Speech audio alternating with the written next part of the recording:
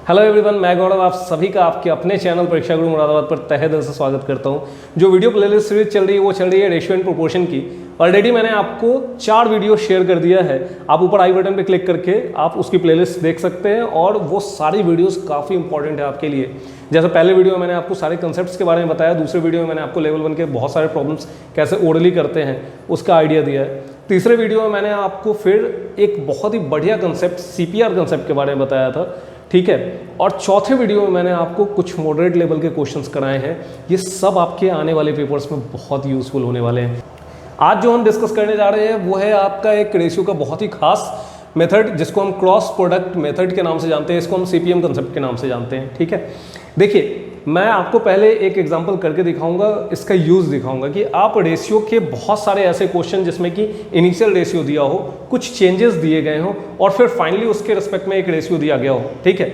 ऐसे जितने भी टाइप के क्वेश्चंस होते हैं आप सेकंडों में हल कर सकते हैं, ठीक है। चलिए, मैं जो भी क्वेश्चन यहाँ पढ़ूंगा, ठीक है, जैसे मैं अपने टैब में पढ़ूंगा और आपको यही सेम क्वेश्चन यहाँ पे फ्लैश होता हुआ दिखेगा, ठीक है।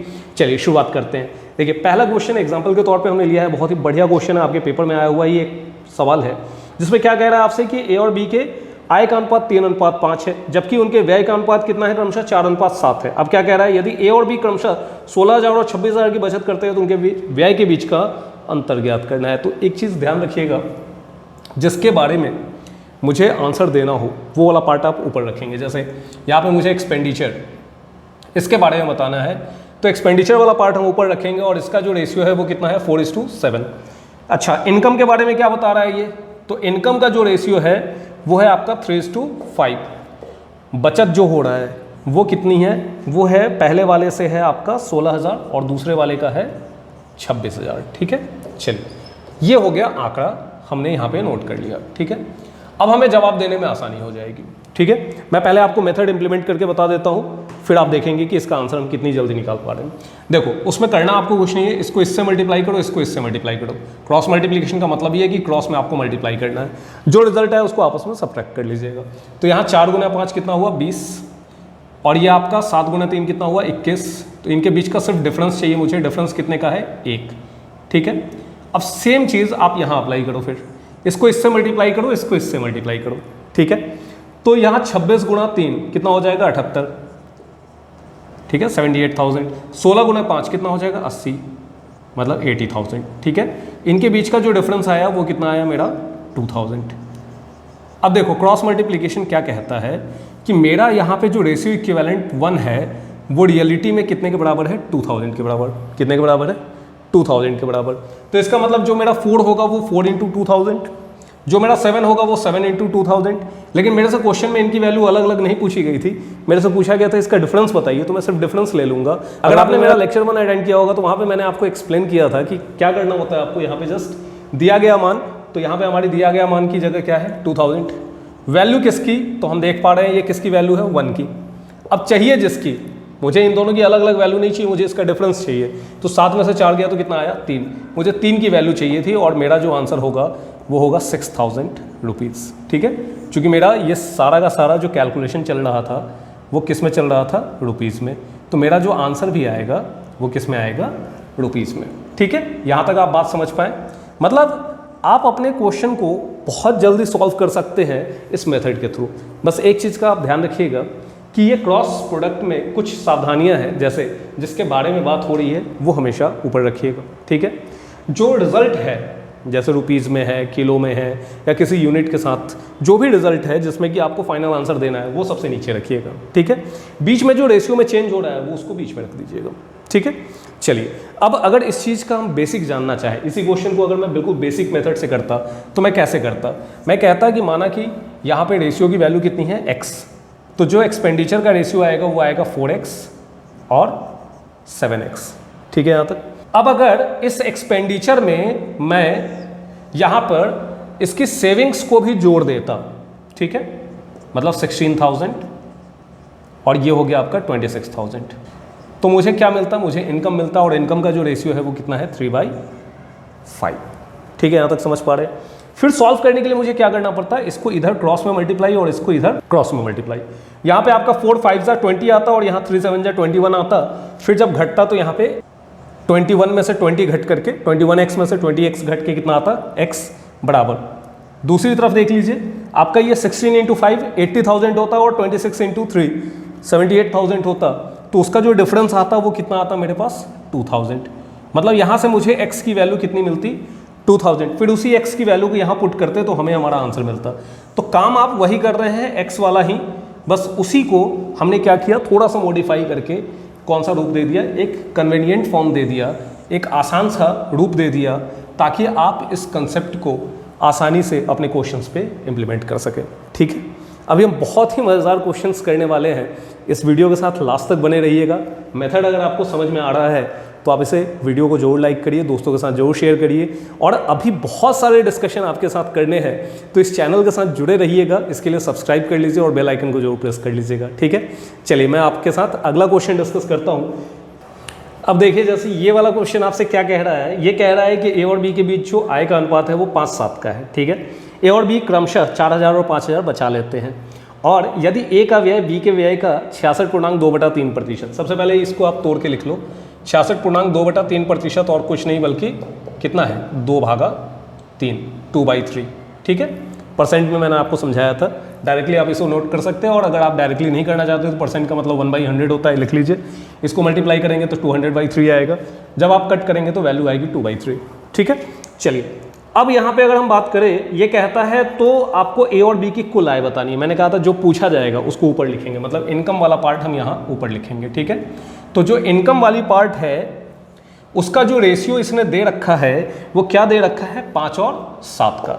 चलो, एक्सपेंडिचर वाले पार्ट के बारे में इसने जो डिस्कशन किया है वो रेशियो के रूप में किया, मतलब परसेंट के रूप में किया था, जिसको हमने रेशियो में बांट लिया। वो कितना आ रहा है मेरे पास 2:3।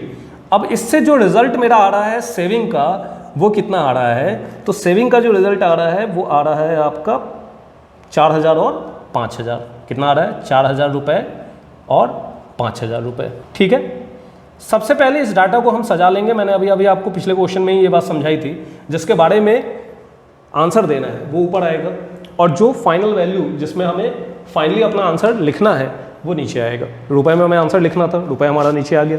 जिसके बारे में बात करना था, इनकम के बारे में बात करना था, वो ऊपर आ गया, और जो चेंज के बाद जो रेशियो आएगा वो बीच में रख देंगे हम। ठीक है, तो चलिए अब हम इसको इम्प्लीमेंट करके देखते हैं कि क्रॉस प्रोडक्ट मेथड कैसे काम करता है। यहाँ पर देखिए, इसको इससे क्रॉस में मल्टीप्लाई किया 5 3 15 आया, इसको इससे क्रॉस में मल्टीप्लाई किया 7 2 14 आया, इन दोनों का डिफरेंस ले लो, कितना आया 1।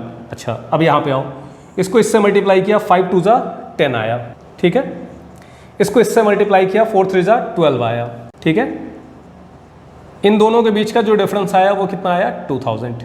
मतलब मैं समझ गया कि मेरा जो 1 यूनिट है वो कितने के बराबर है 2000, मतलब दिया गया मान 2000 रुपीज़। जो वैल्यू किसकी है वो वैल्यू है 1 की। ठीक है, तो दिया गया मान 2000, वैल्यू किसकी 1 की। अब चाहिए जिसकी, मेरे से मतलब फाइनली किसके बारे में पूछा जा रहा है, मुझे फाइनली आंसर देना है यहाँ पर कि ए और बी की कुल आय बताएं। तो कुल आय बताना है, टोटल बताना है, तो मैं इन दोनों का क्या कर लूँगा सम। तो 7 + 5 कितना हो जाएगा 12, और मेरा आंसर कितना हो जाएगा 24,000 रुपीज़। ठीक है, आई होप आप यहाँ तक बात को अच्छे से समझ पा रहे हैं। ठीक है, चलिए अब कुछ क्वेश्चन को मॉडिफाई करके कुछ और मज़ेदार क्वेश्चन करते हैं। ठीक है, चलिए अगले क्वेश्चन की तरफ बढ़ते हैं। अब देखिए, ये एक बड़ा ही शानदार सा प्रश्न है, आप बहुत जल्दी इसका आंसर दे सकते हैं। अगर आप इस मेथड को सीख गए हैं तो आप ओरली मौखिक रूप में ही आप आंसर बता देंगे। क्या कह रहा है आपसे, कह रहा है कि अजय और बीना के आय का अनुपात 5:4 है। ठीक है, और फाइनली मेरे से आय के बारे में ही पूछा जा रहा है, तो मैं इनकम वाले पार्ट को ऊपर लिखूंगा, जैसा मैंने आपसे पहले जिक्र किया है। तो कितना आया यहाँ पर 5:4। ठीक है, नेम क्या क्या है इसका, अजय और बीना, मतलब ए और बी। ठीक है, अब देखो एक्सपेंडिचर के बारे में इसने क्या कहा है कि एक्सपेंडिचर का जो रेशियो बन रहा है वो बन रहा है 6:5। ठीक है, खर्च का अनुपात। अब आगे देखो आप, सेविंग के बारे में ये क्या कहता है, सेविंग का जो रेशियो बनेगा वो बनेगा 7:5। ठीक है, लिख दिया मैंने। अब देखो, इन्होंने कहा है कि जो अजय अपनी आय का कितना प्रतिशत बचाता है। तो भाई अगर मुझे आय के बारे में पता चल जाए तो मैं बचत के बारे में भी बता दूंगा। ठीक है, चलिए सबसे पहले मैं क्रॉस प्रोडक्ट का इस्तेमाल करूंगा। यहाँ 5 × 5, यहाँ 6 × 4, तो 25 में से 24 गया तो कितना बचा 1। अब मैं डायरेक्टली वैल्यू लिख रहा हूँ। ठीक है, अच्छा यहाँ पे 6 5 30 और 7 5 35 में से जब 30 घटाओगे तो कितना बचेगा 5, मतलब मेरा 1 यूनिट यहाँ 5 के बराबर है। तो दिया गया मान 5, वैल्यू किसकी 1 की। अब मुझे चाहिए जिसकी, मुझे अजय की आय चाहिए थी। किसकी आय चाहिए थी? अजय की। तो अजय की आय निकालने के लिए क्या करेंगे, हम इसको मल्टीप्लाई कर देंगे। तो अजय की आय मुझे पता चल गई कितनी 25। यहाँ तक बात आप समझ पा रहे हैं। यहाँ अगर ये 7 रुपये बचाता था तो ये उसके रिस्पेक्ट में कितना रुपये बचाता था? 5 रुपये। रुपये क्यों लिखा? ताकि थोड़ी सी ये बात समझ में आए। डायरेक्टली रेशियो के साथ हो सकता है उलझ जाए, तो मैं रुपये में लिख करके आपको समझाने की कोशिश कर रहा हूँ। अगर ये 7 रुपये बचाता था तो कितने में से?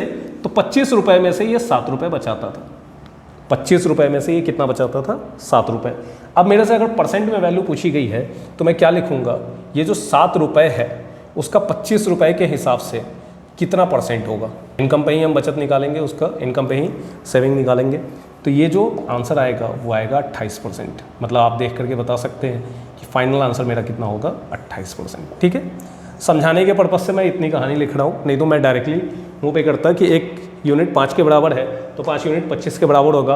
अब ये देखना है मुझे कि 7 25 का कितना परसेंट है, तो 28% है। ठीक है, चलिए एक और मज़ेदार क्वेश्चन की तरफ बढ़ते हैं। ये भी एक बड़ा ही मज़ेदार क्वेश्चन है। देखिए, आपके पेपर में ही पूछा हुआ सवाल है।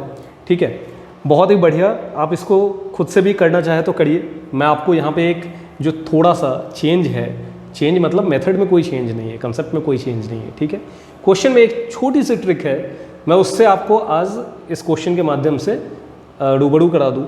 आप पाएंगे कि ये छोटी सी गलती अगर आप कर गए तो फिर मेथड के हिसाब से आप सही आंसर नहीं लिख पाएंगे। तो चलिए इस क्वेश्चन के बहाने हम उस चीज़ को भी समझ लेते हैं। ठीक है, देखिए क्या कह रहा है कि सैन्य दल में पहले युद्ध से पहले ऑफिसर और सिपाहियों का जो अनुपात था वो कितना था? 4:43। तो ऑफिसर और यहाँ पे सिपाही लिख लो, एस लिख लो आप। ठीक है, तो ऑफिसर और सिपाही के बारे में क्या कह रहा है? पहले कितना था? 4 और 43 का अनुपात। अब देखो इसके आगे क्या कह रहा है? युद्ध के दौरान 8 ऑफिसर मारे गए। ध्यान दीजिएगा, ये अब संख्या है, ये अनुपात नहीं है। तो मैंने क्या कहा था, जो फाइनल रिजल्ट होगा उसको नीचे लिखेंगे। 8 ऑफिसर मारे गए मतलब -8। रेशियो में वैल्यू 4 थी, एक्चुअल 4 नहीं है। वो 4 की जगह 8 हो सकता है, 12 हो सकता है, 16 हो सकता है। ठीक है, मतलब उसके मल्टीपल में कुछ भी हो सकता है। लेकिन अब एक्चुअल वैल्यू जो भी थी वो 8 ऑफिसर यहाँ मारे गए मतलब उनका लॉस हो गया, मतलब माइनस। लेकिन 7 सिपाही और भर्ती हुए हैं तो मतलब प्लस। तो रेशियो में क्या चेंज आया? तो बोलता है कि इससे हमारा रेशियो जो है अब 2:23 का हो गया। कितने का हो गया? 2:23 का। ठीक है, ये पहले और ये जो आंकड़ा है ये है आपका बाद में। ठीक है, चलिए अब समझिएगा इसने क्या पूछा है। तो बताइए, युद्ध के बाद सिपाहियों की संख्या बतानी है। तो युद्ध के बाद ध्यान रखिएगा, यहाँ पे अगर हम वैल्यू निकालेंगे तो युद्ध के पहले वाली निकलेगी।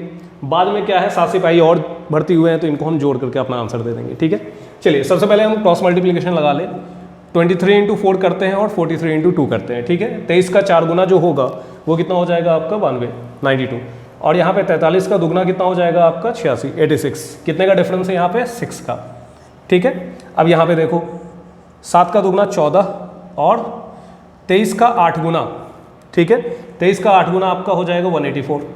ठीक है, 184 में 14 जोड़ेंगे तो 198। अब बात आती है जोड़ा क्यों सर? तो मैंने अभी आपको बताया था हम क्या ले रहे हैं, इनके बीच का डिफरेंस।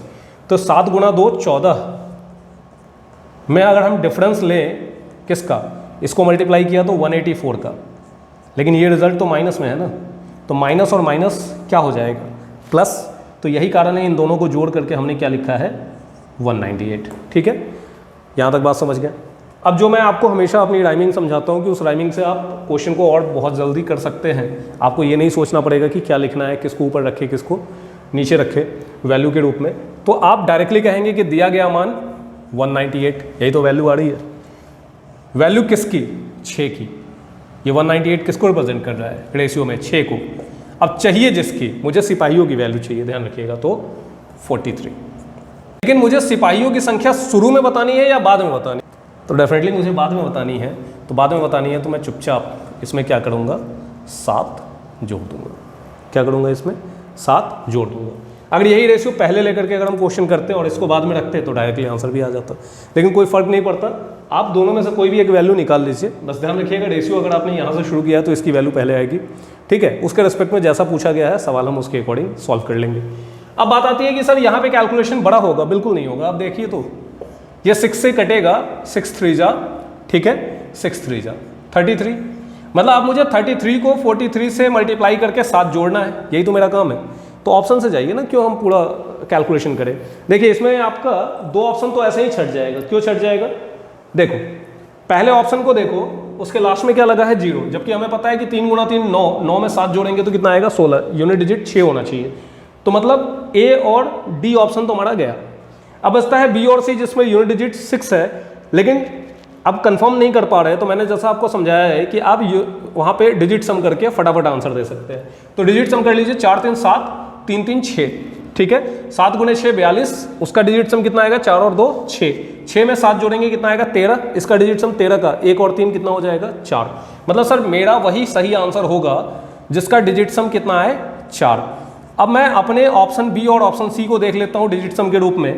तो ऑप्शन सी में अगर मैं जोड़ता हूँ तो 6 और 3 9, 8 और 1 9, 9 और 9 मतलब 9 या 0, 9 इक्विवेलेंट किसके हैं 0 के। अगर आपने मेरा C9 मेथड वाला वीडियो नहीं देखा तो ऊपर आई बटन पे क्लिक करके जरूर देखिए, बहुत ही बढ़िया कंसेप्ट है जिससे कि आपकी कैलकुलेशन से आप बच जाते हैं और डायरेक्टली आप सही आंसर दे पाते हैं। ठीक है, ऑप्शन बी को देखिए, यहाँ पे 6 2 8 1 9, ये कट गया तो बचा कितना 4, वैसे भी हमारा ऑप्शन बी ही बचा था।